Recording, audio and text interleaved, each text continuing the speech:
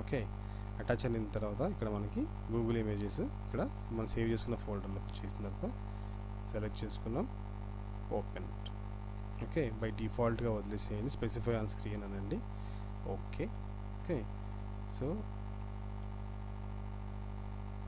మీరు ఇలాగా తీసుకోండి, డన్. సో ఇప్పుడు మనకి చేసుకున్న ఇమేజ్ని మనం ఇన్సర్ట్ చేసాం. ఇప్పుడు ఏం చేయాలని అంటే మనం తీసుకొచ్చిన ఈ పాయింట్ వాల్యూస్ ఉన్నాయి కదా, ఇమేజ్ని మనం అలైన్ చేయాలి. సో అలైన్ చేయాలంటే ALIGN అని కమాండ్ ఉంటుంది. సో ఈ కమాండ్ తీసుకొని ఓకే, ఇక్కడ ఏమంటుంది అలైన్ సెలెక్ట్ ఆబ్జెక్ట్స్. సో మన ఈ ఆబ్జెక్ట్ని మనం ఈ పాయింట్కి మనము మూవ్ చేసుకోవాలి.